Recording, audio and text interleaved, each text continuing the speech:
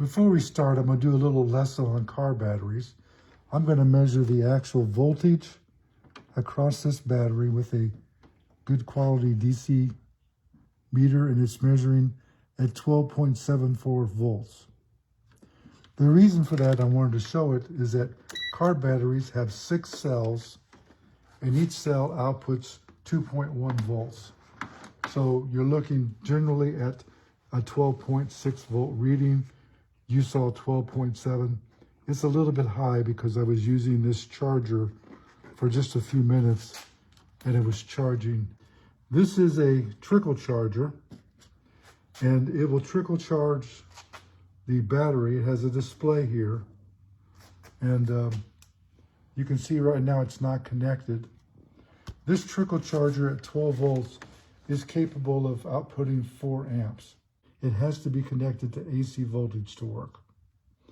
This is a nice device. It has the ability to charge multiple types of 12 volt batteries, like a car battery, which is a standard. You can do gel batteries and other styles with it. You can also hold it down the mode button here and go through the different types of batteries.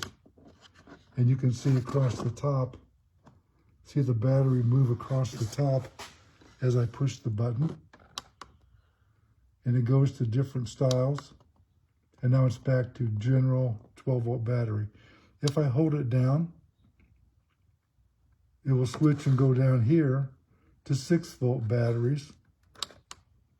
And you can look at those. And in addition to that, you can set it up to actually act as a power source. And if you have something that runs on 12 volts, you can attach it and operate it with 12 volts on a continuous basis. So that locks the voltage at 12 volts instead of trickle charging, and it's a nice feature to have. This comes with a nice set of clamps to clamp this to your car battery. It also has this with loop connections and a fuse in here. And this is where you might clamp this onto something that continuously needed 12 volts, for example, or 6 volts, and put it in that mode and use it as a continuous power source for that device. So this is made to go under a screw head. When I hook this up, I try to make sure that it's not outputting voltage, and I hook up the positive terminal first. Usually when you're connecting to another car, you connect to the frame of the car and not the battery to avoid sparks. This doesn't really create a tremendous amount of sparks. And as you come over here, it's telling you right now the battery is at 12.7 volts, and it's feeding to it 12 volts at about 4 amps. What a trickle charger does is it basically tickles the battery with a low current and slowly charges the battery and brings it up.